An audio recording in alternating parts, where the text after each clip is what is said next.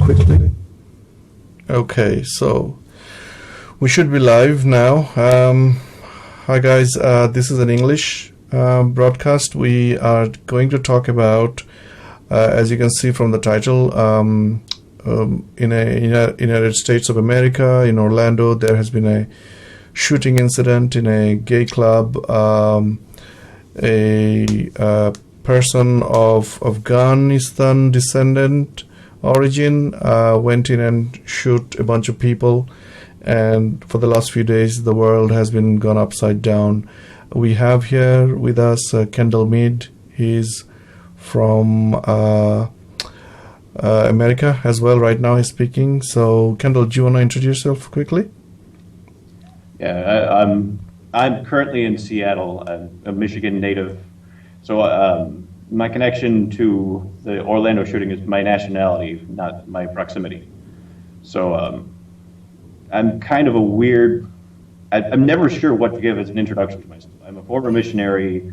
I'm something of a computer scientist, something of a startup founder, something of a gun designer, and comment on that a little bit.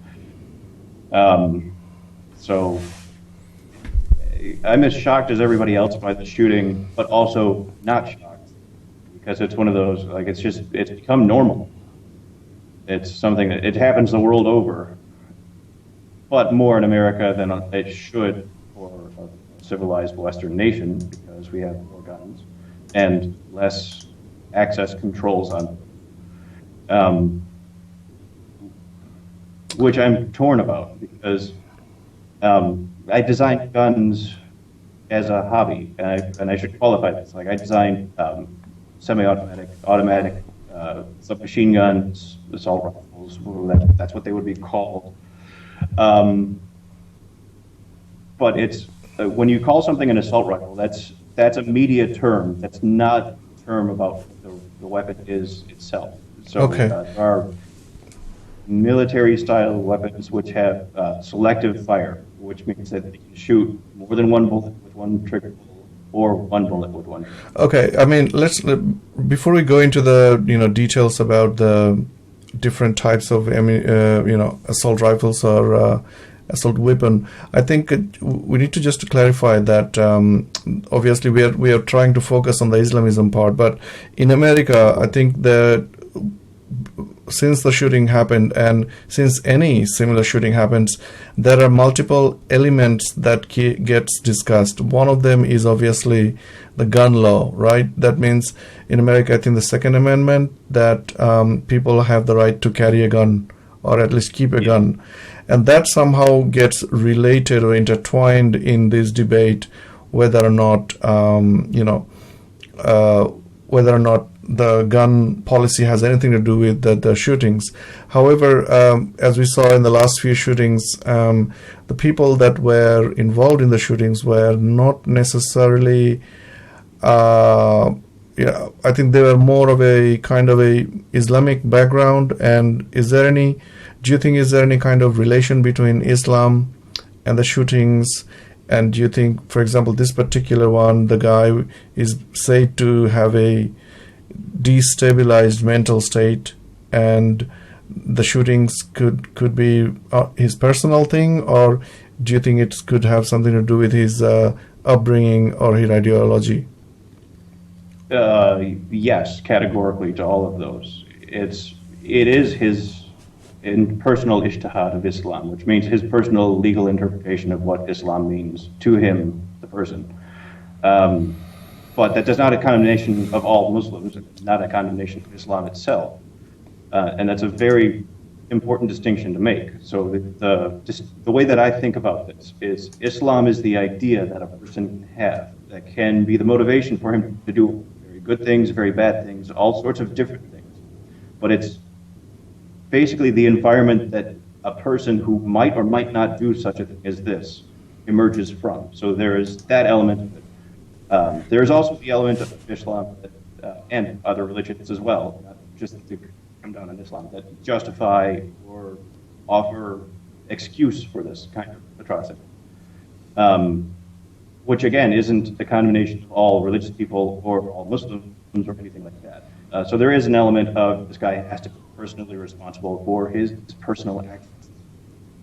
But he is one of a category that we've seen all over the world that has threatened your life, particularly in Bangladesh, that has threatened the lives of all Americans that they can actually get access to in Syria and Iraq and Afghanistan and all of these other countries. And that is not universal Islam. That is the ideal of what I refer to generally as Islamism. Okay, so my idea is, I just quickly had a quick look because we are live on Facebook too. That means a few people are actually watching. One of them asked why they're able to get this kind of assault rifle in USA. So his questions is definitely is influenced by the debate, because during the debate is obviously a huge number of people brings up the Second Amendment. So can you give us a brief idea of what this Second Amendment is and why people have the right to carry a weapon? Okay, so there's a little bit of history that needs to be put into this. The Second Amendment is an amendment to the Constitution. So the Constitution is the original document that is U.S. laws, the basic operating principles of the U.S. government. The amendments, there are, I think, 14 amendments currently. I'm probably butchering that. But there are amendments for freedom of religion, freedom of speech, and freedom to bear arms. And part of that is because the original circumstances in which the United States became a country was that it was a colony of the British Empire, and as part of the occupation of the Americas, the British Royal Forces, they could do forced occupancies, so they would go into somebody's house, kick them out, and let their soldiers sleep there. That would be their barracks, temporarily. And you could do fuck all to get rid of them. And they were the only ones that were allowed to have guns. And, I mean, at the time, you have to remember, it was a continent that had been recently depopulated because of a combination of smallpox and attempted genocides and all sorts of really nasty circumstances. So there's lots of, there were large cats, there were wolves, there were bears. Guns were a practical thing to have. And they were also a cottage industry. And at the time, there was no mass production. So guns were something that were made locally, almost no matter what kind of soldier you were, or whether you were a hunter or whatever.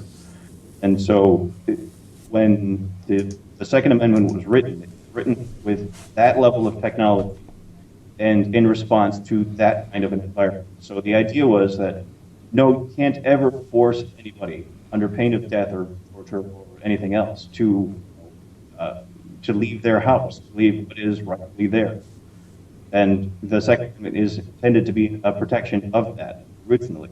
Okay, so that's kind of a interesting background. I personally didn't even know that what the context was when this amendment was made, and I totally understand that. But I think these days, when atrocities like this happen, everybody seems to bring up that as if people are using an atrocity or an incident as an excuse to peddle their own interest, and thereby not really going near the actual problems.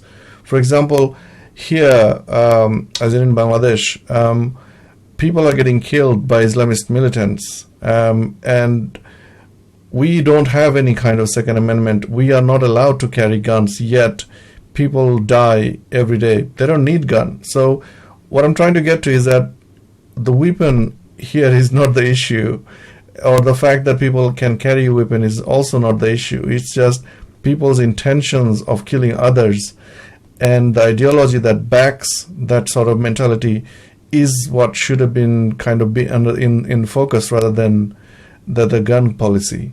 What do you think? That's absolutely the case. I was listening to NPR earlier. This was the response, or I should say, the response of President Obama has been that it's not just the militancy. It's not just Islamism or the political application or the forced application of Islam as a political ideal, where somebody has to obey Islam even if they are not Muslim. It's not just that, and it's not just the gun things, but in the U.S., when we see San Bernardino, when we see Orlando, and we see all of these different things, even with Christianity, Planned Parenthood shootings and attempted bombings, and people going into abortion clinics with bags full of knives and attempting to threaten people. I mean, this is the intersection of bad ideas and access to more powerful tools that people with bad ideas should have.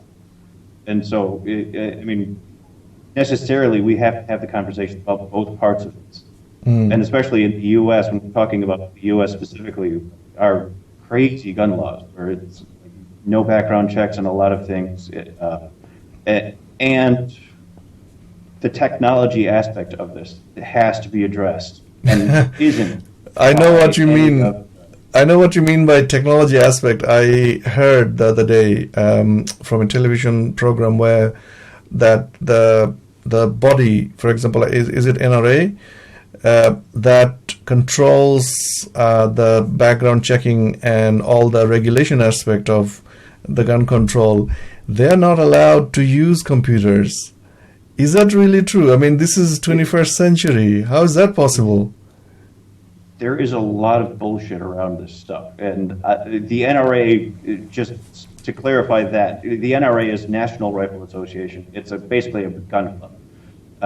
And it's basically all white, basically all Republican, basically all conservative Christian. I mean, that's their target demographic. And, okay, if you want to be all of those things and like guns, I guess you... Hang on one second. So if I'm a U.S. citizen, hypothetically speaking, U.S. citizen, yeah. I'm an atheist, I'm from Bangladeshi origin, that means non-white, non-Christian, non-conservative. If I go to NRA and seek membership, would they not give me a membership? They would. And they would consider themselves un-American if they had restrictions based on race. But it's if you look at their membership, it's almost all white males or their immediate friends and family. So there is that dimension of it. I think the problem is with NRA and all these gun-related discussion, as you can see, we started discussing some time ago, and a good chunk of our discussion is still surrounding the gun control, yet our title here, we should be focusing on Islamism. I think the reason is because it's easier to cherry pick on NRA because it's something tangible that we can talk about, and it's very easy to victimize them. But it's really difficult to talk about Islamism because then a lot of political correctness comes up, and then people get scared to actually talk about the elephant in the room. Yeah, and it is important to talk about. So once again, the Islamism, the way that I define it, the way that I think about it, is being willing to do basically whatever it takes, force, terror, torture, etc., to make sure that Islam is the law of the land. And if that is, if the way that you do that is making a caliphate, taking over two separate countries and saying that these are now one country because fuck you, such as Daesh has done, that's one way that you can do that. There's a recent scandal in the UK school districts of deliberate attempts by shall we say, fundamentalist Islamists to influence what the school boards would put on their children's education curriculum. So everything from removing fables like Animal Farm because of the association with pigs, which are an unholy, unclean animal in Islam, to not teaching evolution, not teaching cosmology, what an accurate picture of the universe would look like, because that basically debunks any sort of religion exists. I mean, even just on the scale of time, the only religion that is a longer time scale than what science basically tells us has happened is Scientology, and they say hundreds of trillions of years old or something like that. I mean, it's all ridiculous. I mean, there's so much of this stuff. There's so many facets of this. But we do have to keep uh, Sorry. sorry, yeah, we do have to keep an eye on Islamism because, yes, it can be blamed, and at the same time, I mean, it's part of human nature. If it wasn't Islam, it would be something else. Part of the perspective that I have is that we are a partially biologically rational species. I mean, we are very smart, and the human condition puts us in a place where we can understand some of what's going on some of the time, not enough of the time, and not all of the time. And religion is a very good tool for organizing large groups of people. Well, this is the thing. I mean, in America, I mean, this sort of shooting has happened before, and definitely not by the Muslims. However, the problem of Islamism is quite a recent thing for America, isn't it? Because so far, America's or United States' direct experience about Islamism, the recent one was obviously 9/11, and since then, no major issue except last 2 or 3 years. I think we have seen an escalation. Obviously, well, I'm going to contest this point a little bit. It's not that there's not more of it in recent news than there is in the news immediately previous to that. But, for example, 1796, I want to say, the U.S. entered its first naval conflict with what was, what's the name of the country? The caliphate that was extended basically from Turkey to Morocco. So the issue there was that they were capturing European ships and American ships and taking American citizens ultimately as slaves. And so we had the war of, I think it was the War of Tripoli, because the resulting treaty was the Treaty of Tripoli. 1700s? Wow. Late 1700s, early 1800s. Wow. This is not a new thing. And it was because it's in the Quran, these guys were saying, oh, well, we can take you guys as slaves because you're not Muslim. Absolutely, and yeah. We just basically said, no, you're not going to do that. And we didn't want to get into too much of war because it was, of course I'm getting the name on the live stream. But anybody that wants to look this up can do fact-checking on this. In the terms of the treaty, it says because the U.S. is not in any way a religious nation, we're not founded on Christianity, we're not a Muslim nation, are not a nation that uses religion or divinity of any sort to justify what we do. We are not going to go to war with you guys and try to kill you, but we're just going to make this stop. And that is the kind of response that Islamism has historically gotten from the U.S. So, I mean, even the war in Afghanistan, we basically, go over there and say, "Hey, stop it, you guys.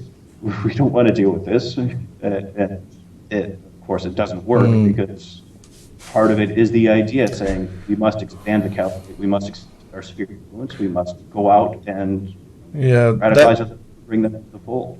That brings us to this other point that is being discussed, because I think this is the first thing that comes out of politically correct people's mouth, is that because of the imperialism and because of what's been happening in Middle East, all these shootings are happening inside United States. I don't think that's the case yet. That keeps being said by likes of Noam Chomsky. There is some element of that. It's not that America's conduct overseas has been exemplary. I mean, just as an example of how fucked American behavior has been overseas. I lived in Thailand for 8 years, so to just give that for picture. I never saw this firsthand. I'm going to qualify that. But apparently, when a U.S. ship comes into port, they have to import prostitutes to that area to meet demand. And I mean, I've heard everything from elevator doors open and there's 2 sailors and 4 prostitutes going at it full speed, and then elevators doors shut and people take the stairs. Then there's the Vietnam War, where we bombed Cambodia and Laos illegally to get the North Vietnamese by getting Laotian Cambodian civilians. Well, that was the era of Cold War, and I think there was this issue about Vietnam.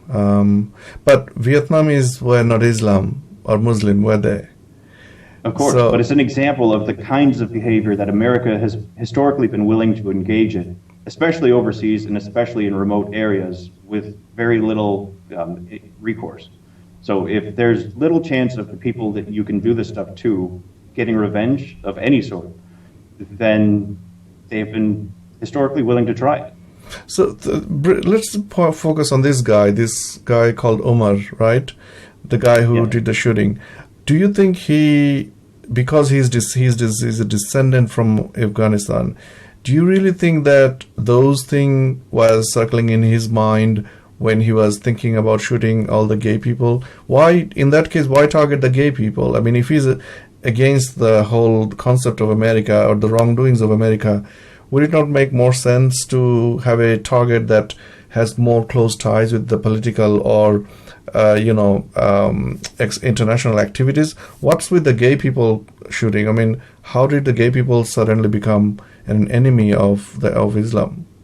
Yeah, and I think there is some element of it because obviously he lived in Florida, and Orlando was his home too. There is that element, that dimension of it. We can't get past that.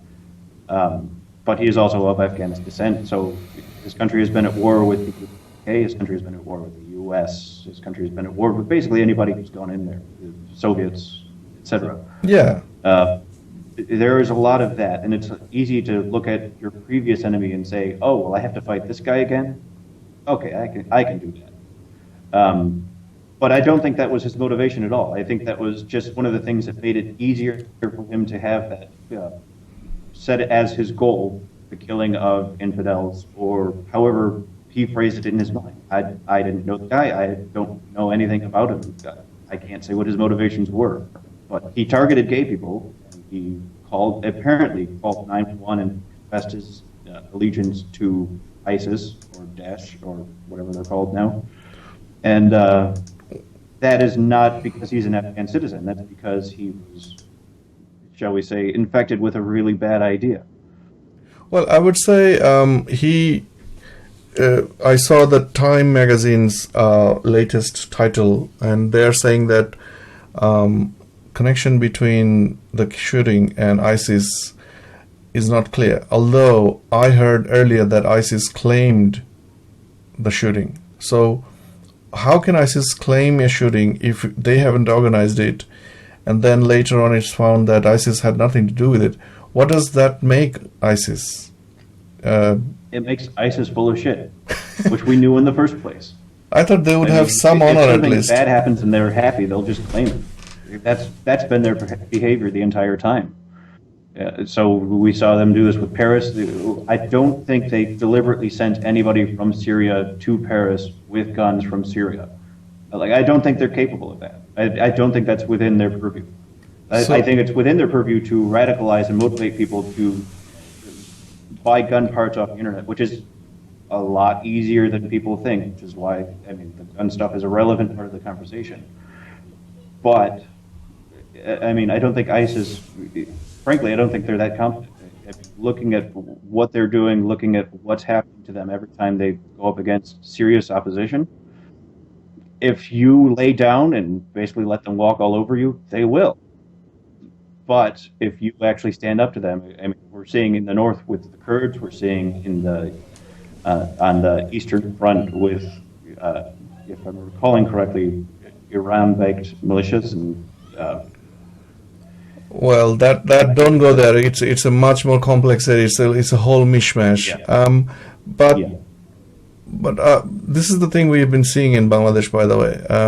Every time there's a killing, ISIS comes out, the claims that they're behind it. However, we've also seen the same for Al-Qaeda, and there seems to be some sort of a turf war going on in Bangladesh. But I think that's a different discussion. We don't want to pollute our discussion today. So one of the elements I wanted to talk about is the role of media and how come American media has become so interested in saving the face of Islam, because everybody is trying to say, oh, this has nothing to do with Islam.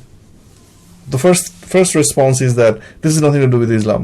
They're not interested in saying, "Oh, gay guys, are you okay? We are so sorry," etc. They're not. That's not their interest. The first response is, "This has nothing to do with Islam." Why? First, I want to put in a shoehorn in a disclaimer here.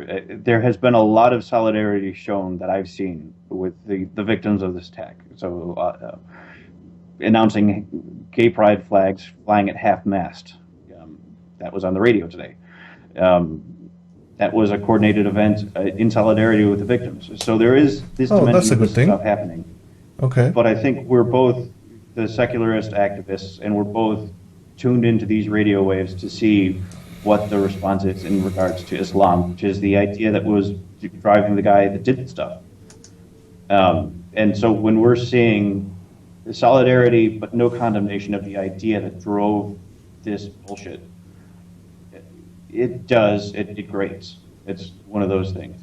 But on some level, I think there's the practical matter of, can the religion of Islam be ended? If yes, how do we go about it in a way that is tactful and respects human rights and does all of this stuff? And if there's not a way to actually end the religion, then how do we deal with this? How do we address this bad idea that is Islamism without condemning all of the peaceful, law-abiding, happy, nice Muslims that are all over the world? Yeah, the top subject you just touched is a Pandora's box, and I don't think we can close it in one night. But I think the items that or the topic that we wanted to discuss, I think we've covered most of it, and I can see there are not many, like 15 people are watching, but I'm sure this will be watched afterwards.